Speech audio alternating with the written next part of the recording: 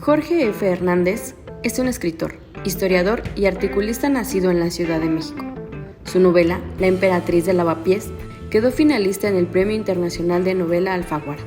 Además de su carrera como novelista, Hernández es también un ensayista prolífico. En este género, ha publicado varios libros sobre temas literarios, culturales y políticos. Sus ensayos han sido recopilados en los libros como Las manchas del arte y el misterio de la insinuación, Espejo de historias y otros reflejos y Signos de admiración. La obra de Hernández se caracteriza por su estilo poético y reflexivo, así como por la exploración de temas como la identidad, la memoria, la historia y la política. Hernández ha sido colaborador en las revistas Vuelta, Artes de México, FMR, Matador y en los periódicos Novedades, Reforma y El País de España. En esta charla Cazul platicará acerca de Cochabamba, su libro más reciente. Hola, ¿qué tal, Jorge? Hola, querida amiga. Tenías problemas el otro día con internet, ¿verdad? Sí, hombre, es que andaba yo en Cádiz Ajá. y me cortaron la línea telefónica Ah, por ok. exceso Ah. de pago y eso causó, bueno, hasta nos quedamos sin televisor, un desmadre, pero ya estoy en orden. Perfecto. Bueno, vamos a empezar. Esta es una charla para la Casa Universitaria del Libro, para la UNAM. Ah, qué maravilla. Bueno, muy contentos de recibirte. Es un honor para nosotros, sobre todo para hablar de esta novela que me pareció absolutamente divertida. Es una novela que refiere un poco al Quijote en el sentido de que va contando todo, ¿no? Digamos, esta cosa que tú te encuentras con alguien, te cuenta algo y de ahí nace una novela, ¿no? A veces me preocupa la gente que se acerca a ti, que sabes más o menos que escribes y te dice, tengo una novela para contarte, ¿no? ¿Cómo fue en ti Cochabamba, que tiene un título bastante atractivo, digamos, ¿no? Que es Cochabamba en España, ¿no? Sí, muchísimas gracias. Es una palabra que resuena Ujú. y desde que yo escuché que ahí había nacido la mamá de este señor, que no era mi amigo, era Mm. amigo de un amigo. Ujú. eh, Me llamó la atención la palabra. Yo sé que no es probable que conozca Cochabamba porque por la altura ya llevo 2 infartos y Claro, yo creo que no me conviene visitar esa ciudad, pero claro. me intrigaba mucho el paisaje y estoy muy honrado de que la portada sea un cuadro de Joy Laville que embona perfectamente bien porque además yo soy hijo putativo de Ibargüengoitia y ya que mencionaste el Quijote, pues la literatura que a mí me ha nutrido es precisamente esa, la conversación que Ujú. se vuelve círculos concéntricos y efectivamente no pasa un día sin que alguien diga, oye, yo quiero que escribas la historia de mi vida. Oye, yo tengo un tío que fue bombero en Monterrey y que le tocó vivir un incendio. Entonces, cuando este señor me dijo, queremos que escribas la historia de mamá, dije, bueno, esto es como un abuso de confianza. Ahora, cuentas la historia de Catalina, ¿no? Catalina la Grande, en un contexto que parece ser una literatura oral, digamos, ¿no? También Totalmente, eso me... totalmente. Y aparte están involucradas mis libretas porque te hago partícipe como lectora. Mm. Más bien es como si te invitara yo a sentarte a la mesa, como hemos estado muchas veces tú y Sí, yo, sí. y que me acompañes a escuchar lo que tiene que decir este señor de su madre y de una época en blanco y negro, como si conociéramos París como él. Sí, De sí. hecho, hubo momentos en que hablaba mucho en francés y yo no lo hablo tan fluidamente. Entonces fui anotando en la libreta cositas. Ujú, Mira qué maravilla, pasó la prosa, pasó un verso. ujú, ujú. Tu gato Sí, maravilloso. exacto, mi gata. Ahora, también es cierto que construyes París a través de la mirada de tu amigo y de la familia de ella, en un contexto que me resulta un homenaje también a París, digamos, ¿no? Esa Fíjate París que que soy un, todos amamos. sí, pero yo era deudor porque yo ya había hecho un homenaje a Madrid Ujú, en la emperatriz de Lavapiés un homenaje a la Ciudad de México en una novela que se llama Requiem para un ángel. El año pasado, pues un homenaje a mi infancia en Washington, D.C., y estaba pendiente de París. De hecho, cuando yo acepté escribir la historia de Catalina, yo quería que me pagaran un boleto de avión para ir a visitarla. Y de hecho me tardé 20 años en escribirla. Porque la verdad es que yo esta historia la narraba. Yo no sé si te había tocado escucharla de sobremesa, porque yo ya parecía disco rayado. Yo lo contaba en coloquios y en la FIL, y cuando me invitaban a universidades. En Argentina la narré con Mempo Giardinelli en el Chaco.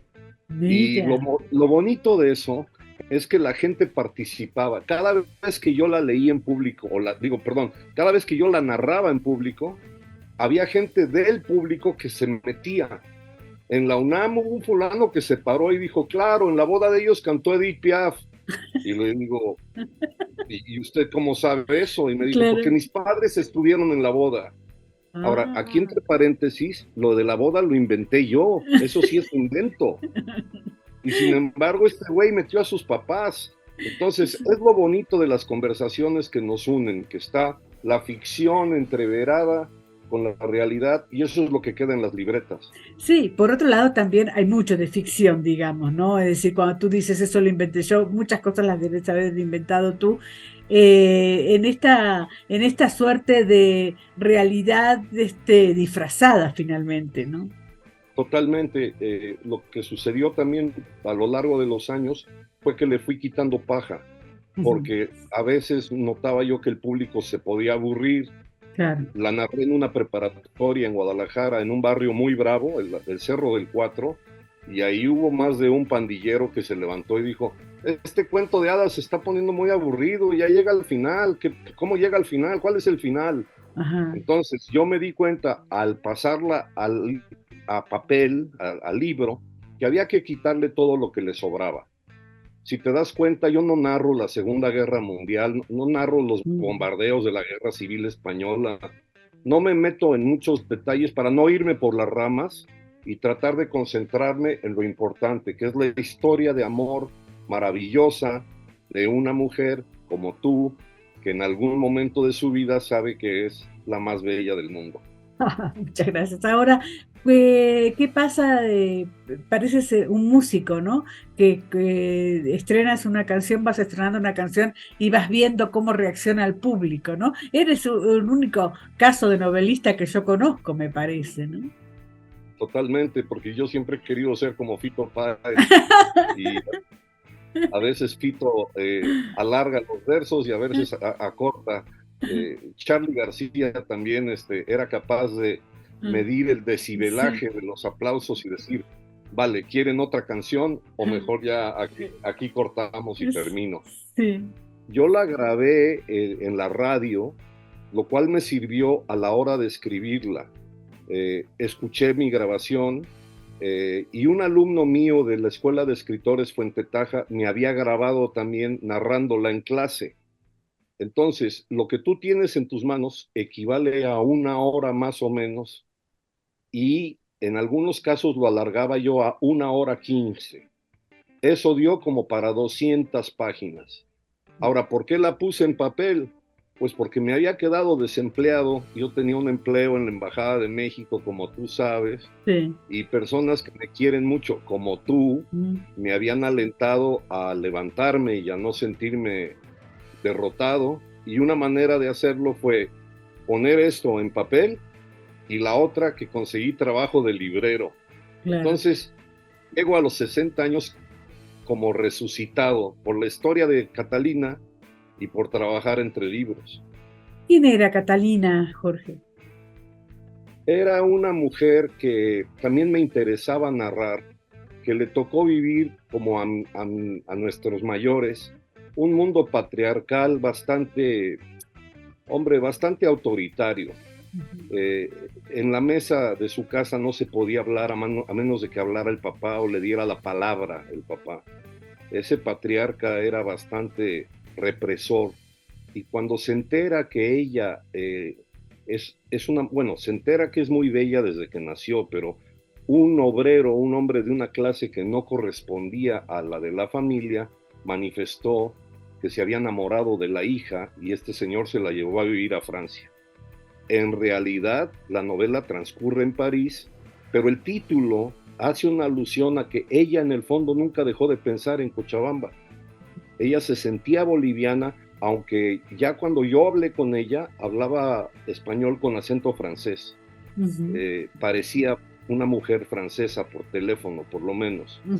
Era una mujer que cuando conoció al amor de su vida en París, un noble, se liberó de las cadenas del patriarcado, digamos, opresor, y conquistó todos los salones por donde bailó. Y se juntó con mujeres que se impusieron en un mundo donde supuestamente dominaban los hombres. Edith Piaf en la música, Coco Chanel en el mundo de la moda, las amigas que tenía, y todo eso a mí me imantó, me hipnotizó.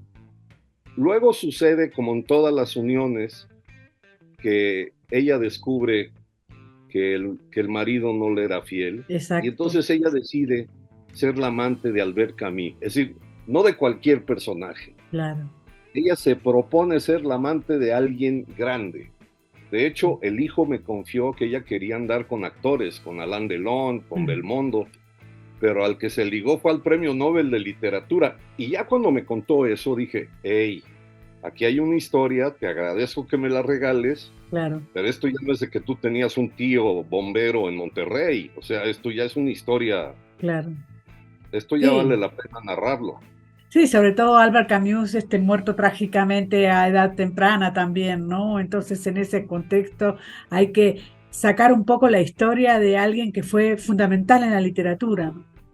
Totalmente, y un macho cabrío que a su vez, él ya tenía otra amante que se llamaba María Casares, entonces él engañaba a la esposa con María Casares, y engañaba a María Casares con Catalina de Cochabamba y con otras.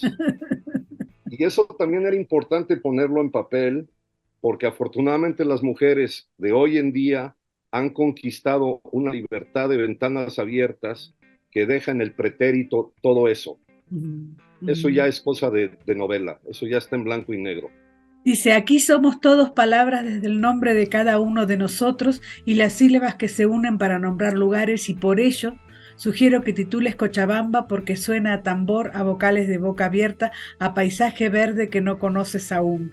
¿Qué significó para ti poner Cochabamba? Porque cuando tú me dijiste la otra vez que habías titulado Cochabamba tu novela, yo me imaginé una historia de guerrilleros, una historia cercana al Che, no sé por qué, ¿no? Porque Cochabamba suena un poco a eso también, ¿no? Claro, sí, pues también hubo amigos míos que pensaron que había yo hecho la biografía de Evo Morales. y dije, no. Es el lugar donde nació la protagonista y que lo inscribió con letras de oro en su alma, pero además haberle puesto el título también es una contestación a que cuando la narraba yo en público, la mayoría de los auditorios decían, esa historia es la historia de la mujer más bella del mundo. Porque en alguno de los párrafos explico lo que ya te dije. Todas las mujeres, todas, en algún momento de su existencia, saben que son la mujer más bella del mundo. La niñita que estrena un vestidito el día de su primera comunión, esa se siente una princesa. Y ella se sentía la reina de París. Entonces, me gusta que la reina de París llevara en la lengua la palabra Cochabamba.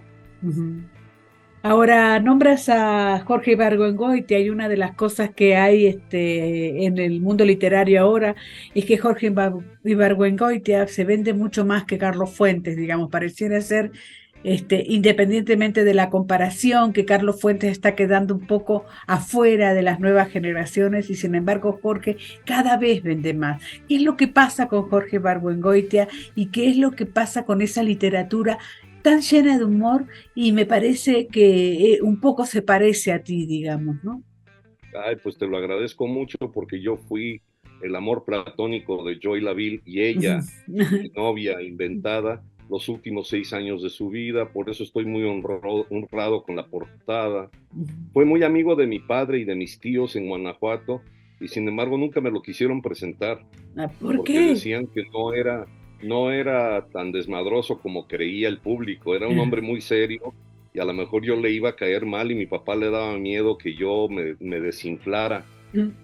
Se vende más porque cada día canta mejor, como Gardel. Claro. Es decir, así pasen las décadas. Fíjate qué curioso, por primera vez en España se está vendiendo la novela Las Muertas. Es una novedad editorial en Editorial Cátedra y en Editorial Machado, como si acabara de publicarla.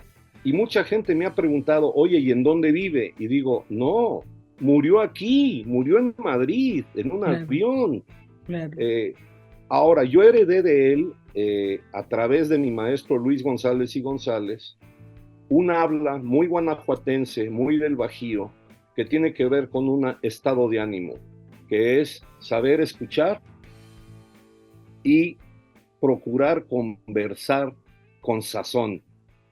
Eso es la sobremesa.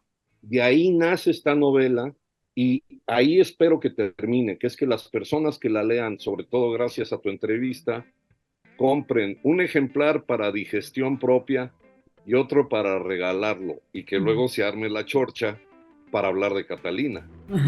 Ahora, independientemente de Jorge Ibargüengoitia, ¿cómo ves a la literatura mexicana ahora? Estoy muy orgulloso, sobre todo de las jóvenes, dos de ellas que en los papeles dicen que fueron mis alumnas, pero en realidad ellas fueron mis maestras, Valeria Luiselli, Verónica Gerber, Fernanda Melchor, que la conocí antes de que publicara, y ellas están partiendo el bacalao. Veo mucho joven hispanoamericano conquistando los cenáculos de la península, y me da, por un lado, mucha envidia, porque tienen toda la vida por delante y van a seguir cuajando obras maestras, y por otro lado me da mucho asombro. Celebro que también son muy buenos lectores. Es decir, yo noto que la joven literatura hispanoamericana tiene muy claro de dónde vienen los párrafos del pretérito y en dónde está ahora la pulsación de la prosa, que es mucho más inmediata y más rápida. También se lee mucho más Rosario Castellano, ¿no? Poner las escritoras olvidadas, digamos, también. Fue un acierto, una antología que publicaron hace 2 años, Vindictas. Que se llama Vindictas. Y eso ha sido un triunfo porque ha permitido que descubran autoras como Rosario Castellanos, María Luisa Elío, Elena Garro, que yo había incluido a Elena Garro en una antología de cuentos hace 20 años para el Fondo de Cultura Económica. Nunca se había incluido un relato de mujer en una antología de cuentos mexicanos. Pues ahora eso ya cambió. Y si me apuras, yo creo que para allá va el futuro, que es reconocer toda la belleza que está en las letras en todos los géneros. ¿Qué les pasaba? Sí, ¿qué les pasaba a esas mujeres que no las reconocían en esos momentos? Porque escribían. Porque totalmente. La rescatamos. Había un clima como de patriarcado boliviano, era como el papá en la mesa que decía, en este momento, cállate. O, qué divertido que haces versitos, pero escríbelos en servilletas y compártelos en la cocina, ¿no? No en la plaza pública. Acuérdate que la verdad es que también por eso me llamaba la atención lo de Catalina. Catalina rompe con eso y ella se va a bailar ya sin chaperón, ya sin vigilancia. Y es la maravilla de poder caminar libremente por Champs-Élysées tomada de la mano de una persona a la que amas sin que te importe el qué dirán. Eso es lo que nos ayudó con mucho trabajo a llegar al mundo en el que vivimos hoy.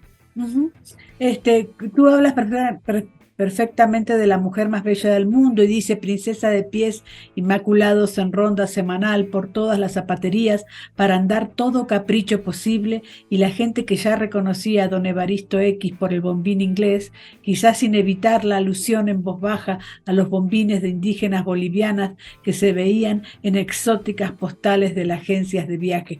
Ella también lucha contra un cliché, ¿no? De alguien que ve a los bolivianos de determinada manera, digamos, ¿no? Totalmente, porque a ella también le toca vivir la otra cara de la moneda. Es que cuando estableció su noviazgo con el papá de Xavier, su hijo, el que me narró la historia, Sí, ella se da cuenta que este novio no la presenta con la familia, la mantiene un poco apartada sí. de su círculo social, porque era un poco como Pocahontas, pero en cuanto se cruzan con los padres en los jardines de Luxemburgo, los papás se quedan mudos y dicen: pero ¿por qué no nos habías dicho que sales con esta belleza? ¡Qué Mm, maravilla de mujer! Mucho más que exótica, que claro. extraordinaria. Y eso Ujú. es muy bonito también de la novela, cómo ella conquista a una familia tradicional francesa que nunca había tenido entre sus filas a una latina. Ujú. Lo de Xavier me encanta porque también hablas de las costumbres culinarias de cada uno, digamos, ¿no? Y cómo van viendo restaurantes, van viendo platillos, digamos, ¿no? Eso es Porque yo maravilloso. en la libreta iba anotando lo que él comía, y yo también, para sentirme un poquito mamón, yo Ujú. quería explicarle las recetas. Le quise explicar lo que eran los chiles en nogada y la bandera de México y el mole poblano. Pero él es muy culto y conocía muy bien, Todo. conocía mejor que yo. Sí, Ahora fíjate qué curioso que, anotando en la libreta, tú que eres una extraordinaria cronista, periodista, hay una cena que tengo con él que no recuerdo qué comí yo ni qué comió él, porque predominó la conversación. Fue cuando lloró él, me hizo llorar a mí, casi hicimos llorar a un mesero que estaba de metiche, y no me acuerdo qué comimos. Pero en las otras ocasiones sí fui a anotar, y bueno, y haciendo mis dibujitos, que sabes claro, que sí. mis dibujos, Que fui muy quisquilloso. los has hecho con rep, ¿no? También. Sí, claro, mi adorado Miguel Rep, que él sabe que voy tomando notas como para que no Claro, se me olviden claro. los sabores y los olores que van a sazonar el relato. Ujú. Es importantísima la libreta, todo el mundo habla de esa libreta que llevan los escritores, y a veces uno se olvida bastante de esa libretita, digamos, ¿no? Y Es es el fundamental, salvavidas, es es el salvavidas. salvavidas, porque yo no quería que se me escapara ni un solo detalle de la moda, de la Mm, música, de los coches, de cómo eran las carrocerías de los automóviles. Era gente de mucho dinero, la familia de Xavier, del conde Dupont, y era gente de mucho dinero también el padre boliviano. Y ujú, entonces tenían acceso a un mundo de objetos y de detalles que es muy importante anotarlas, porque yo no tengo, por ejemplo, cubertería de plata de la claro, marca Christofle, ¿no? Pero claro. yo sí sé lo que es una lámpara Tiffany's, porque anoté en una libreta eso y luego lo investigué, y lo puedes ver todo ahora en internet, pero hay que ir anotándolo. Sí, exacto. Hay un poco de nostalgia al describir París, teniendo en cuenta de lo que está hoy, digamos, lo que es hoy. Totalmente, sobre todo porque ahora que ya salió en México la novela y todavía no sale aquí en España en papel, París está en llamas, París Claro, está una vez más levantando los adoquines en protesta, porque París es una ciudad muy contestataria y muy, muy vital en ese sentido. Y también nostalgia porque yo siempre quiero volver a París. claro. Y entonces, una manera de hacerle un homenaje a esa ciudad es evocándola con saudade. Sí, también es cierto que también viene de muchos atentados, digamos, ¿no? ¿Cómo ves a Europa hoy viviendo ahí, digamos? Tú vives ahí porque es mejor el aire para ti, ¿verdad? En primer lugar, la altura me viene de Perlas, Madrid. Claro. Yo estudié aquí el doctorado y a veces me cruzo con el que yo fui, aunque ya Ujú, no soy aquel, pero me veo de lejos. Y es una ciudad que me hace caminar. ujú, Yo en la Ciudad de México dejé de caminar por muchas ujú, razones, pero ujú. yo no ando en la Ciudad de México, y aquí sí. Y creo que ahora lo que veo es una Europa muy, muy diferente a la que yo conocí hace 40 años cuando vine de estudiante. Ahora hay 64 restaurantes mexicanos en Madrid. Cuando yo vine había 2. Ay, pero no vayas, Jorge, no sé. Tu juicio me parece que va a ser, no Es que sé. a veces el síndrome me pega y entonces de pronto necesito un taco al pastor para imaginar que te voy a ver esta misma tarde, pero en vivo.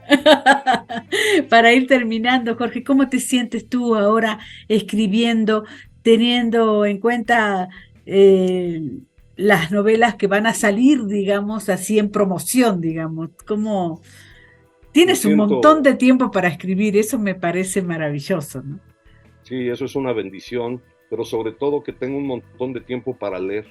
Claro. Ahora leo muchísimo más que antes. Ujú, Estoy releyendo a amigos ya difuntos, ujú, algunos de ellos de paisanos tuyos. ujú. Converso mucho con Bioy y con Borges, Uf. eh, nada menos, ¿no? Y luego la ventaja de estar en España es que de pronto te encuentras a descendientes directos de Quevedo o de Ujú. Miguel de Cervantes en las escenas de zarzuela que me toca vivir todos los días.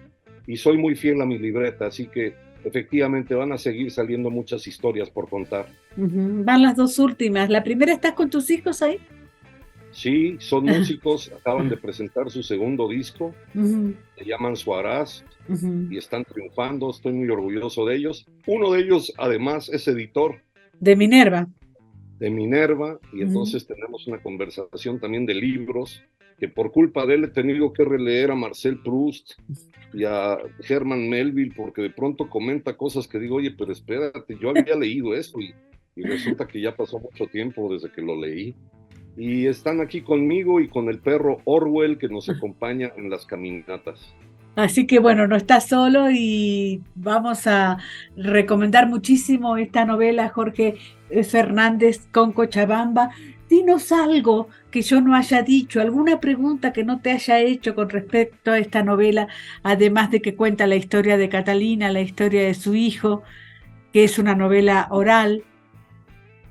Pues también un homenaje a la amistad, porque terminé abrazándome con Xavier, que era un desconocido, y gracias a que me regaló esta historia, se volvió un amigo íntimo y quizá desprendiéndose de lo último que mencionabas, en realidad no estoy solo. Yo nunca estoy solo porque sé que hay personas como tú y afortunadamente muchos lectores que saben hacerse presentes en las madrugadas. Eso, muchos lectores, Jorge. La verdad que has caminado para recolectar tantos lectores, me parece, ¿no? Ayudado por personas que me leyeron desde el principio, como tú. Bueno, muchísimas gracias, Jorge. Un abrazo enorme. Un beso y un saludo a México. Gracias. Adiós. Adiós.